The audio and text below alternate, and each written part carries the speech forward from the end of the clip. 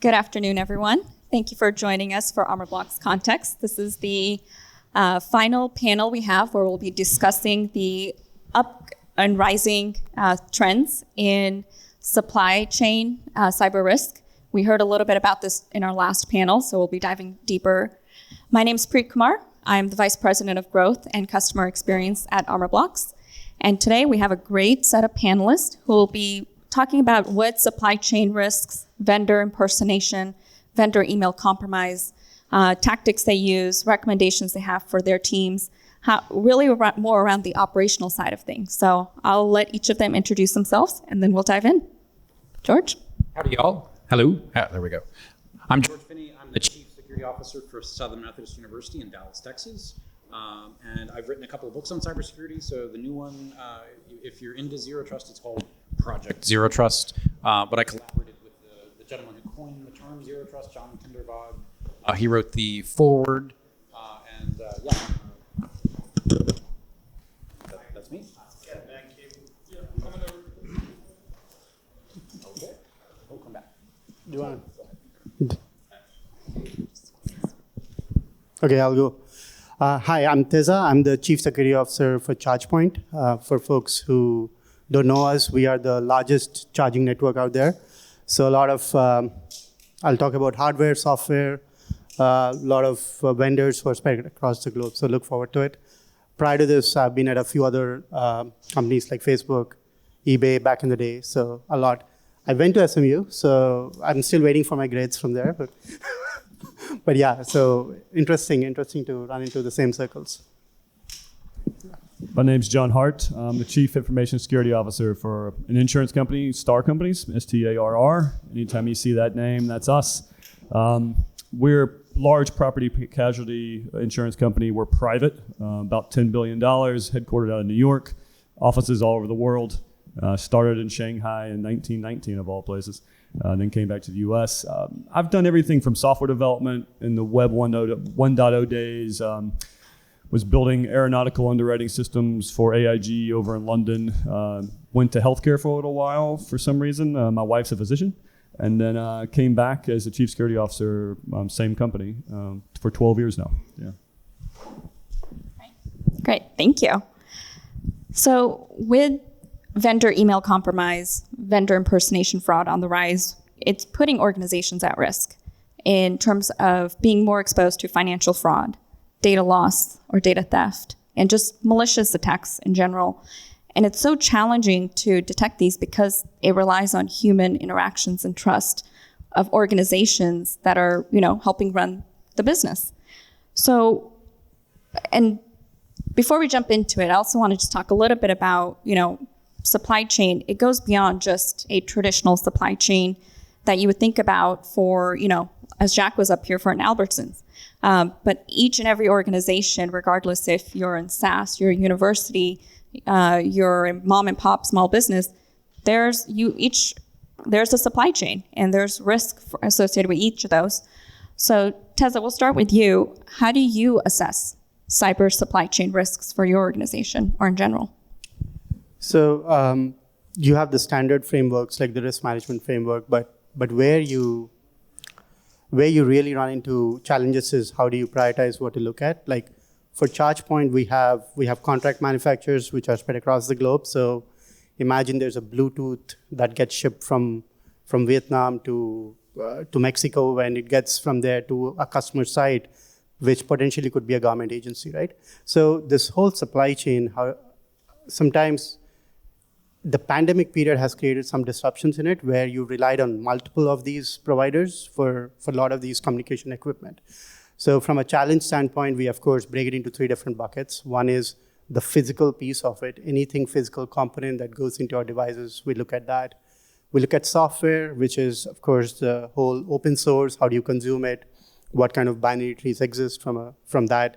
And then the whole SaaS, right? Because we were fortunate to be born in the cloud, so we of course share with a lot of SaaS vendors out there, but what's the risk if the SaaS vendor itself is compromised? So we break it into three different buckets, and we go after them, but we have to pick and choose what's going to be our biggest area to focus on. It's not like we can solve the whole we cannot solve the whole thing. Yeah. John? I mean, operationally, I'll talk about this. Like, so framework-wise, we built our own. I mean, being a private company, we kind of took some things that were out there and said, okay, we like aspects of this, we don't like aspects of that. We made an investment in a company, like a platform. I'll name it's called GAN Integrity. We kind of built our security risk assessment pieces and vendor risk assessment pieces into that. So it's a wide range, but we tried to customize it down as much as you can to what risk you think matter to your organization. Being an insurance company, a lot of the things that we get are not, I guess you would consider, super sensitive. Like property casualty insurance is our bread and butter. Addresses are easily verifiable on the internet. Global information systems have all types of aspects there. Aircraft, you can look up a tail number, right? So it's not that, well, if you're Twitter, you can just look at it. You can see when it's flying. So it's all good. So there's some aspects there, but there's other lines of business we're in where that questionnaire gets much more detailed depending on if it's, government business and defense-based act business or satellite launches that have very sensitive information. So it just depends on the unit, how big it gets, but we had to kind of build our own, if that makes sense. Thank you everybody being here, by the way. That's George? So for us, we do have a lot of sensitive information. We've got, SSNs, we've got financial data for students. We've also got a lot of other information about how students live. And, I've definitely seen the trend for some vendors to look at us as a data farm. So just go ahead and give us all of your data and we'll let you sign up for free. It's a great service. And so one of the things we do, there are these companies now that do cyber ratings for different companies. So kind of like the big three credit ratings agencies. You've probably heard of BitSight or Security Scorecard or CyberGRX. There's several of them out there. So we benchmark all of those companies. Also, obviously, we ask them questions in a questionnaire format. But we don't let that information just stop on our team. In a university environment, it's very hard to be empowered to tell somebody, no, you can't go do that. So 40 to 50% of all of our services are SaaS based. They don't necessarily need to go through IT to be a part of that. But because I'm a lawyer in my spare time, I also kind of help by looking at contracts. And we'll take those reports and actually empower our departments to see the information and say, oh, wow, gosh, why do you guys have an F on application security? What, how come you're not updating your app? Or, why are these findings in your scorecard? And so it enables us to have a better conversation with our supply chain vendors. Even when IT isn't the lead or the tip of the spear on those initiatives. That's a great segue into my next question, which is what groups in your organizations are in charge of evaluating and managing vendor-related risks? So I'll just jump in and say, we have a really great relationship with our procurement department, but also accounts payable. We know that those are one of the big areas that are targeted particularly for universities, because we have lots of ongoing construction projects. One of our sister schools, just right down the road from SMU, their accounts payable department was targeted successfully. And it was interesting. Their culture in accounts payable was to turn around invoices and pay them as quickly as possible. And so it turns out they didn't do their due diligence when a vendor changed accounts, and it turned out, that was a payment, and it turned out they were saved because of a typo. they didn't enter the account number right, so they had to call the actual company back, and they're like, "We didn't change accounts. What are you doing?" So the payment would have gone through if not, but for that simple typo. But yeah, educating the groups outside of folks that traditionally think about cybersecurity is a real challenge. But also, I think in the last 3 or 4 years, there started to be a hunger from those different departments to want some sort of insight, right? To want to partner with us to be able to ask the right questions. So I think there's lots of non-technical folks that we'll have to work with, but more and more they're seeing us as a partner, as a resource. I'll go next. So for us, we have broken it across multiple divisions. It's because of the velocity of new vendors that come in. We couldn't centralize it, so we decided to democratize it, where if someone wants to focus on buying a particular type of hardware, we kind of institute those processes. They come to us as needed, but it's mostly from we being the advisors in those cases. When it comes to heavy-duty data that we want to host it in particular clouds or send it to a new different vendor, then we directly get involved. So it's almost a risk-based approach of where should we get involved versus where can we be consultants for our partners out there. That's with the goal that we kind of constantly make sure they, just like they think about, should I pay this vendor? My goal is for them to think about, I should do a security assessment as well, right? That's the goal that we're driving towards. Not there yet, but baby steps. So yeah. I mean, I think you have to look at each organization a little bit differently. With us, there's a couple different ways platforms come in. They can either come in through a legal review, they can come in through an IT project, they can come in through an acquisition, you name it. But for us, the groups that are mainly involved, we built out of our compliance operation inside of legal, a dedicated third-party risk team. They're baked into the procurement, vendor onboarding. Then security is baked into on the IT onboarding. That kind of picks up all your open source projects and things that maybe wouldn't go through a traditional vendor purchase type of discussion.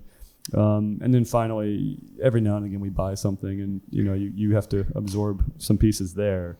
So it just depends on your organization. Just look at the inputs and where those things come in. This is great. Like, we're hearing some very different things as it pertains to each of your industries. And I think that's what makes this topic, I don't think 45 minutes is going to be enough to really delve into all of it. So as you think about working with vendors, what are some cyber, requirements or compliance certifications that you require of vendors to meet guidelines to be able to do business with your organization? And I mean, I'll go first, because I already kind of stated, we don't look solely at one particular attestation, whether it's ISO or SOC 2 Type 2. We don't mind taking those in, like we bake them into the process, but we have not made it a requirement. And part of that is we're a private institution, and a lot of the groups that we work with, may not attest to those standards. So we have had to kind of build our own, if you will.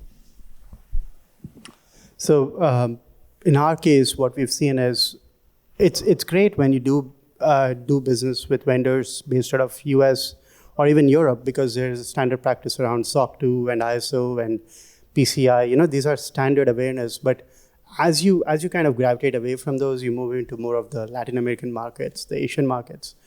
It's almost a cookie cutter approach where you don't get it if you don't ask for it, right? So, and what you would see is, this is what I've noticed, right?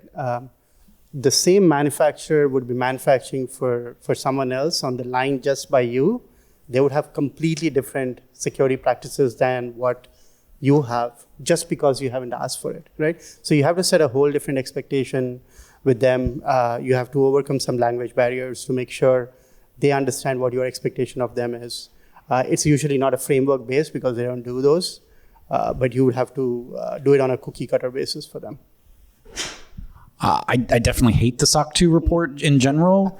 I think I tend to get a lot of SOC 2 reports from companies, and they just send me Amazon's SOC 2 report, which that raises some questions, right? A shared responsibility. Yeah. No, I mean, so we actually started out, but we supplement the SOC 2 with a security questionnaire. So we started out using the shared assessments security questionnaire that they came out of the banking industry. The idea being, we're all asking questions. Let's just ask the same questions of all our vendors. So the vendors like it because they don't have to answer different questions every time. Fast forward 10 years, the higher ed industry has its own custom set of questions that we ask. And we'll modify that based on the company. So sometimes we'll do the reduced question set. And, we try and not modify it, right? Again, what I hear from vendors is they get beat up because everybody uses their own custom questionnaire, and that just raises the cost of doing business. So we're trying to be fair to them, but also do a decent assessment. We've heard from some of our much larger friends that have whole teams that actually validate the questions. They have an audit department that goes and looks at for a small organization that only has a handful of security team members. I think this is a great, compromise to get some insights. We check that with our objective assessments from a third party service, and hopefully, looking at the contract, we try and include things in the contract like you have to have encryption, you have to have two-factor authentication, you have to be willing to pay the cost for victim notification. So including that standard contract language, we don't want them to just attest compliance. We want them to have some skin in the game so that there are some actual, damages potentially that, require them to actually have good security instead of, it's just another cost, and we'll move on. So, yeah, I think that having skin in the game really makes a difference for our vendors. In the recent years, have you seen a change in how your cyber insurers are evaluating you in terms of protection against vendor fraud? You should go first. Oh, so they want me to go first, being the insurance company. Full disclosure, we have a small book of direct cyber business. So we are not the largest name in cyber direct. So you're not going to see us at the top of your policies and your tower. We exist a lot more on the excess layers. So the 20 to 30 million, 30 to 40 million, et cetera. We like the loss ratios and assessments further up the insurance tower than the direct. But with that being said, we experience, with our insurance as well, the different specifics that they want to see. The latest ones being, for ransomware protection, you basically have to have just-in-time access. You cannot have any pre-existing, domain administrators, et cetera, et cetera. We all have seen those questionnaires and things. Haven't had them say you have to do one specific standard yet. So that's been great to see from that point of view. I think if you read some of the most recent news, the underwriting, apparatuses on site, the groups in cyber insurance are still really starting to question their models because the losses. It was Wall Street Journal, I think, earlier this week, was talking about the losses have been way higher than ever expected. We've all read those headlines. I struggle with. I don't think a particular attestation changes the riskiness of your business, and some of that goes into what your industry vertical is. I mean, if you're in a particular industry, you more than likely hold a lot more sensitive data than not. I know I've heard a lot of MSPs providers, service providers, that scares the devil out of us on the cyber side because it just means that you're holding every other customer's data, and it's hard to understand what industry vertical you're working in, and that's a big challenge. So it's not just assessment point of view, if you will. So I don't know anybody that's ever said I love my insurance policy. So sorry. Read your declaration page. Always read the deck page, guys. So what we've had cyber insurance for 15 years now. We were an early adopter, and what I can say is in the last 3 years, our costs have quadrupled. And our coverages have been cut in half at least, along with the deductibles going up, right? So I would say there's going to come a point in time in the next couple years, if the trend continues, we're going to drop cyber insurance because it's unaffordable, and I'd rather put that money back into my program. I would love to see people create captive insurance companies and maybe use somebody to advise them on how to build a captive. I know that's one of the programs I've seen be successful. And that happens anytime an insurance product becomes too expensive for a particular industry, is they start to say, I'm going to keep that cost in-house. So health insurance, same way. You see some captives offshore, and HCA or not HCA, but Aetna, whoever will manage it for you. That very well could happen in cyber if the costs keep going up. Absolutely. So for sure, again, in the last 3 years, it used to take me 5 minutes to fill out the 1-page form for my cyber insurance. Now it takes me, several hours. I have to bring in subject matter experts from across IT to even like answer the questions. So they're putting a lot more work into assessing an organization. I do get the impression that the questions they're asking now are probably based in the claims that they've had, and so they're starting to hone in on the things that attackers are using. But frankly, I'm really excited about one of the things in the Biden executive order on cybersecurity was they're going to create a cyber NTSB, if you will. My hope is that will allow insurers to share data more. There'll be better actuarial tables. They'll be able to kind of take it to the next level and maybe reduce costs or maybe actually be able to say if you have MFA or if you have X product, we can give you discounts like you have for your car insurance. But that's got to be still a couple years out, and who knows what the future holds. Go ahead. I got a few comments to go. Yeah, I'm not a defensive. This is your forte. I know. Well, it's not my. I'm not the underwriting group, guys. I'm the chief security officer, so I'm like our claims team, where it's like, if you ever talk to a claims leader, he's like, there's no underwriting account I would ever underwrite because they've seen all the bad claims, right? So me being on the cyber side, it's like asking, like, well, what cyber policies would you write? Like, probably none. None of us are perfect, and if we're perfect today, we're not going to be perfect next Patch Tuesday.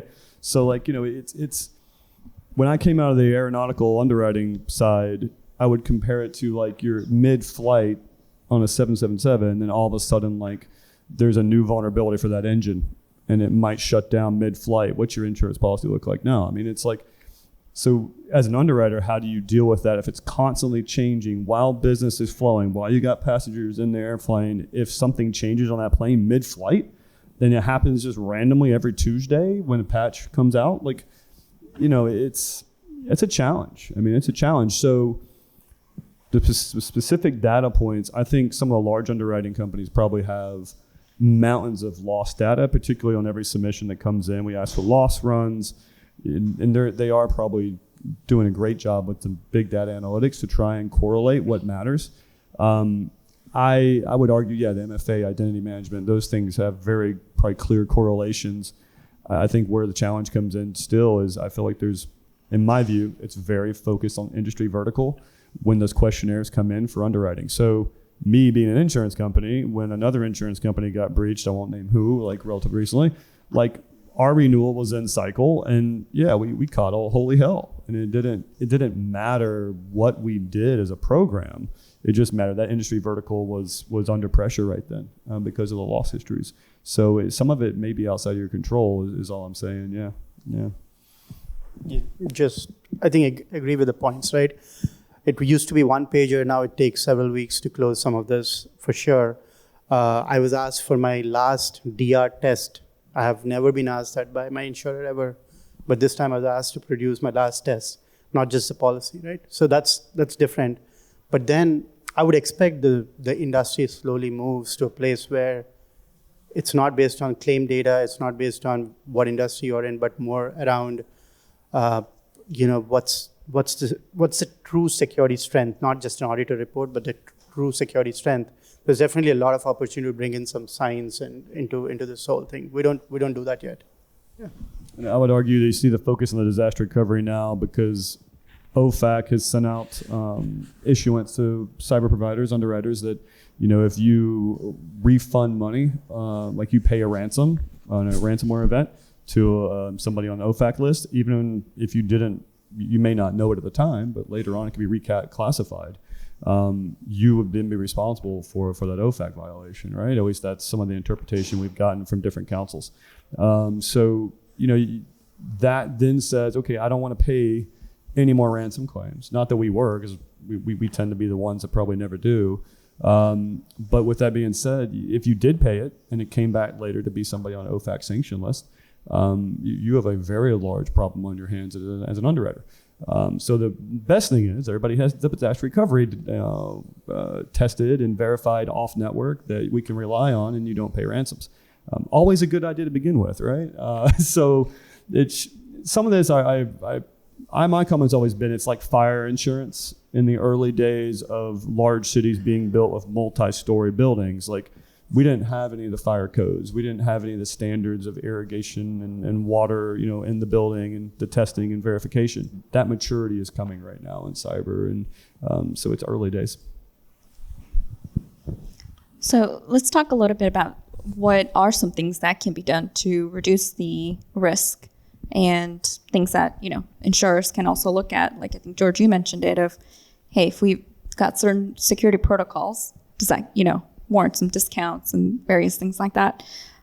What are some of the more effective security controls that businesses can implement regarding vendor supply chain risks? And how do these controls differ from traditional cybersecurity controls? Oh, sure. So I don't think it's any different than what we've seen traditionally, right? I would say zero trust is something that I would like to see more being adopted by my vendors. The reason I say that is I'm always assuming the worst, meaning I'm going to get breached, or this vendor is going to get breached, or there's somebody trying to attack us through this vendor, impersonating them, right? Those are the scenarios that I always assume because of my history of doing some of this at my past organizations. So with that as an assumption, I always say, how far can they go into my network before they're caught?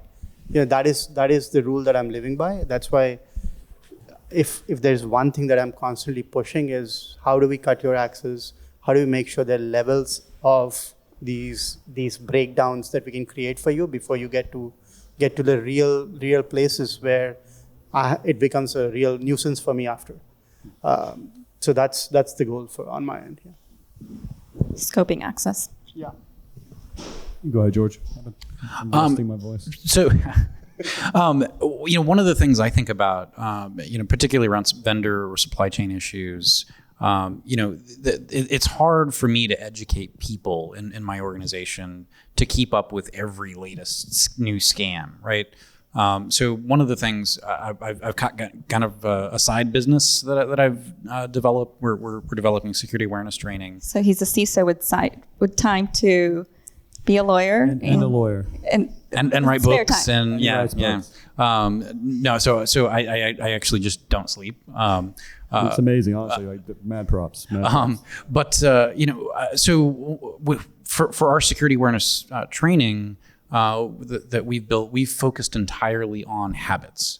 And so we know that 50% of human behavior is based in habits. So habits are the fastest part of your brain. So in the moment, right? If you've got that habit built, you're already a step ahead. And so one of the things we've kind of crafted these micro learning videos that are just 2 minutes long. But if you've read like James Clear's Atomic Habits or BJ Fogg's Tiny Habits, they all talk about this habit loop that works in your brain, right? So when you get a prompt or cue to do something, then that enables a behavior, and then there's this reward that the next time you see that prompt, if you did the reward right, your brain's going to start to release endorphins, and you'll just naturally do those things. So when we're building security training for a specific behavior, we don't say just like never write your password down and then say, well, I told you so after the fact. Instead, we've got this recipe. So when I create a new account, I will create a unique secure password and put it in my password vault.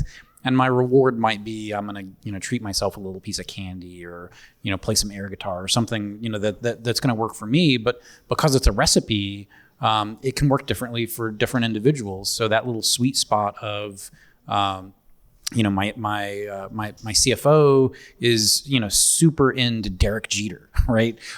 So for her, high-fiving Derek Jeter might work, whereas for me, I'm super into Reese's peanut butter cups, right?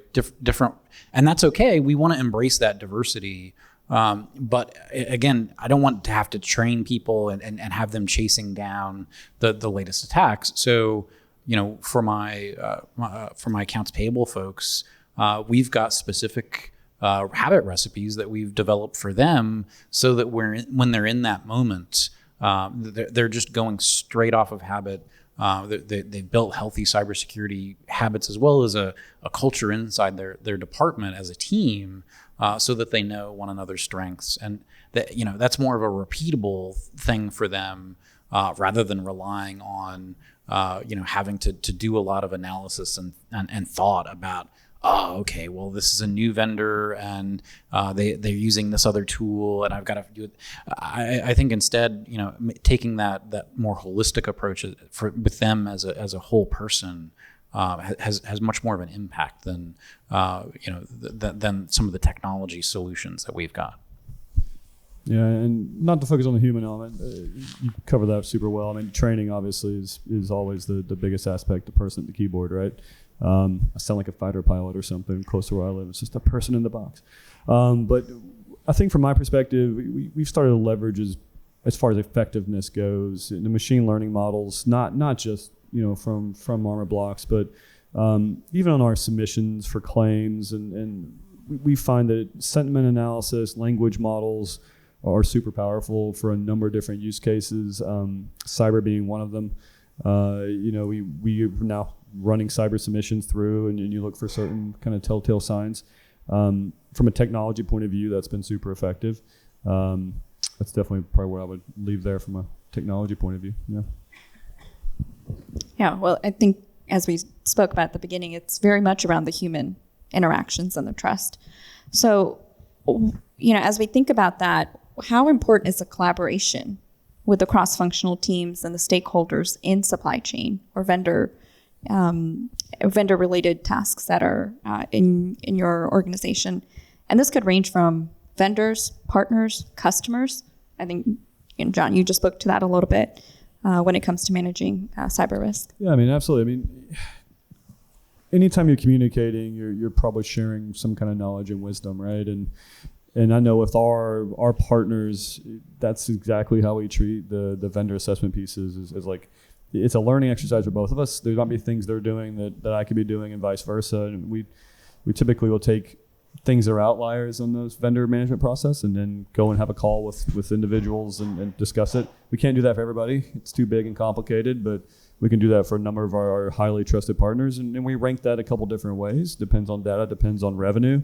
But we really enjoy it when we get to sit down with each other.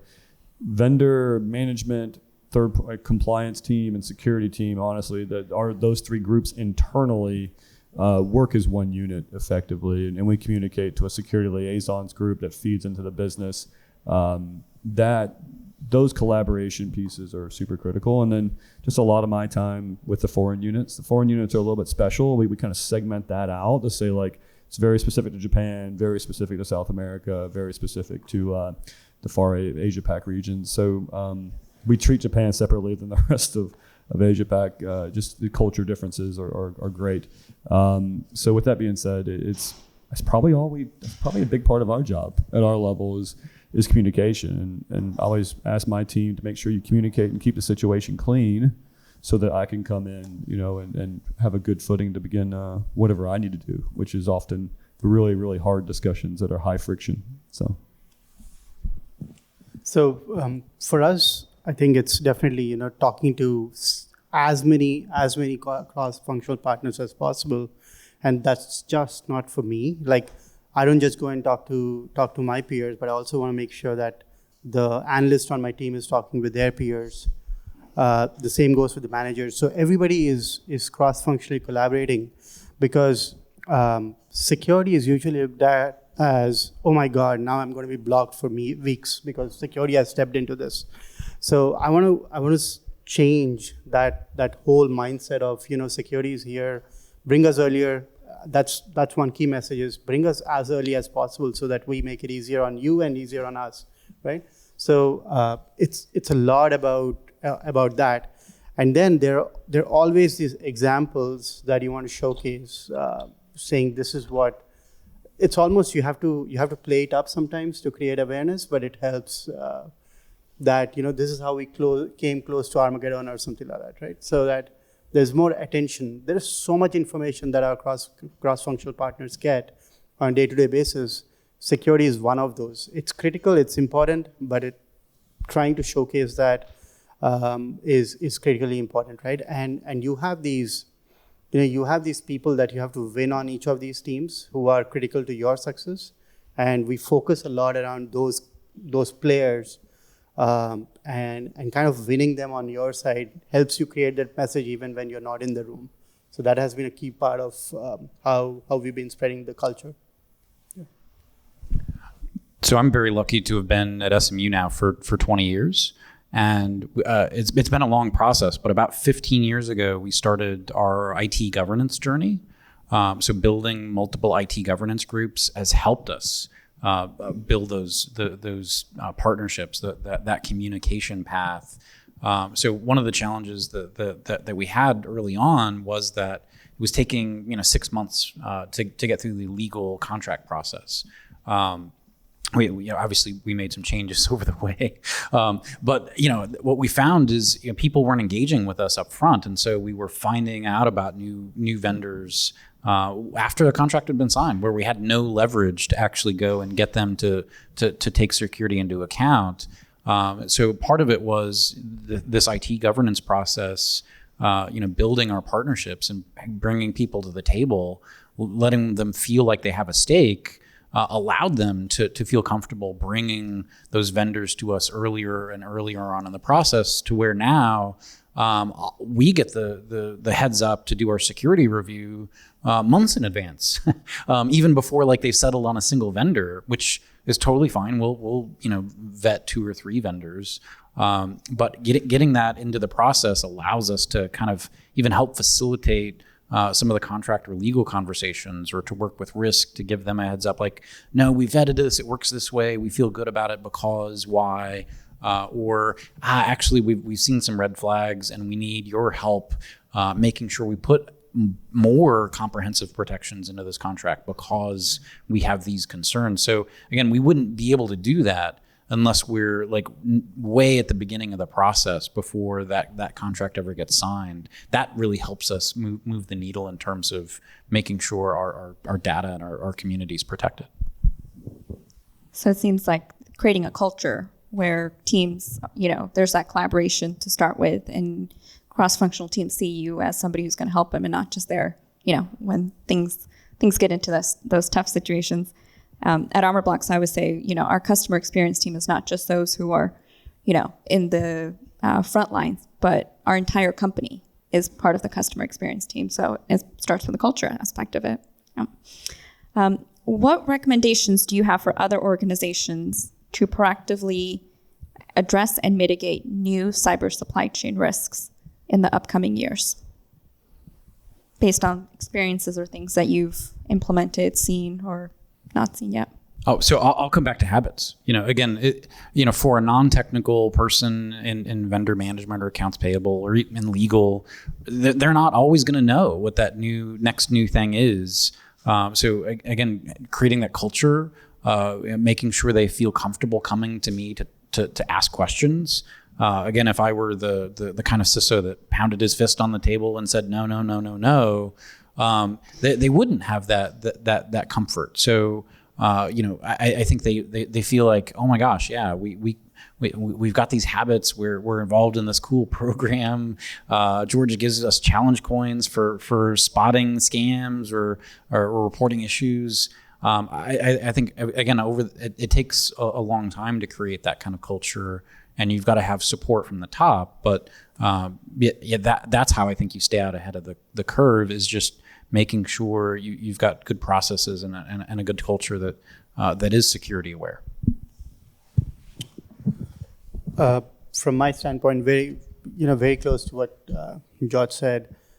I would say, if you think you're not getting the support for your program to take off the ground, you're not seeing the output or desired outcomes that you want to see, start with 10 people who have the most influence across your different teams. Just start with those 10, and maybe that's the place to start. And sometimes it takes to, there's so much of history there that security is again looked at in a way that, okay, security does not help us move forward, but changing that mindset takes a while, and it's collaborating with those 10 people. If the message comes from the top, it's awesome. I'm fortunate to have that in my current organization. I did not have that in some of my previous organizations. It gets very difficult when that's the scenario. So you have to play it by what works in your organization. But it usually goes back to those people in those key roles who can affect change for you, who are your voices, right? That's what I've seen always work for you. Can I just add to that I love that. Start with the first 10 people. There's some research that just came out of University of Pennsylvania that to create long-term sustainable change in any type of human endeavor, you don't need 100%. Actually, the tipping point is 25%. So if you can only get 25%, a quarter of your population to start buying in, right? You don't even have to get 25% day one. So start with that first 10, get the next 10 after that, and eventually you've got a coalition of partners. Yeah. I mean, I think we've seen like security teams now start to build assessment groups and engagement groups. I know a couple of years ago, I always wondered like, what does a BISO do, and how do you leverage that? And we've grown that into kind of more of that marketing. I call that marketing side, but it's more the engagement, pushing our agendas and things that we want to discuss. But it's always the advice you would get from Dale Carnegie, like you mentioned, winning friends and influencing people. I mean, this is like 1934 type stuff. Just spending time with people to figure out what they're doing. But in my experience, going into this year, it's always processes. I mean, it's just some of the processes are just either not documented or unknown. And then so what we're doing is we're using as much data as we can with machine learning and maybe large language models as that grows more mature, to try and pick up signals that something's not running the way we expect that process to run. And that's a combination of DLP tools and sentiment analysis and you name it. But that's where those relationships come in, though. It's like I don't want to be coming in or having my technical incident response team coming into those conversations. You'd much rather have that assessment team or business engagement team, if you're lucky enough to build one out. If that's you, great. That's what I spend a lot of my time doing in a private company. But I've got a lot more talented people communicating than me, so I try and lean on them as much as I can. All right. So, George, I think you were leaning over and looking at some of my notes. But one of the last questions I have before a rapid fire round is around actually the atomic habits and habit stacking. In your book, Well Aware, you spoke to that about how you just introduce in things that you already do, what is an additional small habit you can attach on and what's the reward of it. Essentially a 3-step process that you have. What is a example that you would want to share with teams that work with vendors to give them something that's based off of that concept? And Tessa and John, if you have anything to add around that, would love to hear that as well. So one of the cool habits that I try and introduce for folks is this concept called the security minute. So what I ask is, for the first 60 seconds you spend in a meeting once a week with your team, spend the first 60 seconds talking about a security topic. And I'll send out emails to department heads to kind of prep them with the topic of the week. Maybe it's a newsworthy thing like ChatGPT or Silicon Valley Bank or whatever. But I kind of just preface that. And so, similar to we all probably got on a flight to get here. They spend the first part of your trip pointing out the exits and showing you how to breathe from one of the masks, right? We all kind of just ignore them at this point because we've flown on an airplane before, but they're reinforcing that message that they care about your security, and again creating that culture. If your department heads or managers are starting off meetings once a week that way, that can start to move the needle on culture. And so the recipe is prompt when I start a meeting. We'll spend the first 60 seconds talking about security, do the security minute. And then, the reward, I like for team habits, I like to have a team reward. So, do a shout out for the team.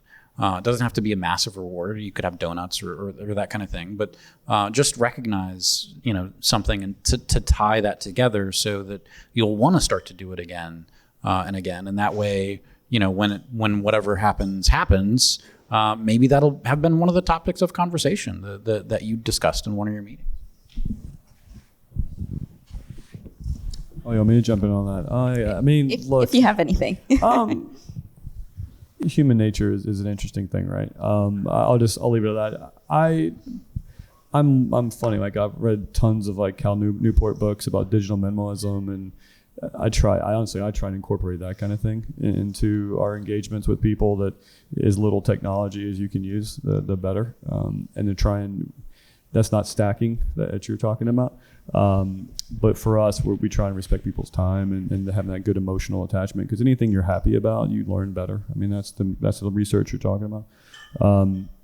Unfortunately, there's also, bad things that happen, and that's usually where I live a lot of the time, but we are spending much more effort to reward our groups, if you will. But yeah, in a physical way as much as possible, because we're all tired of being in the terminal, that's for sure. No problem. If anybody who hasn't, read of that concept, it's very interesting, just small little things to introduce. Even in a customer experience role, like on support, for example, anytime somebody asks for any change to their user account, stop, pause, confirm in some shape or form. This is legitimately coming from them. That's just a very simple one that we do. All right, rapid fire. This might be the most important question you're going to hear all week, and the most important answer you're going to give all week. What is your favorite ice cream flavor? Ooh. I feel like this is stealing my password challenge questions. I'm a fan of Rocky Road. Chocolate. I keep it boring. Yeah. I'm like the worst. I can't even have ice cream, like true ice cream.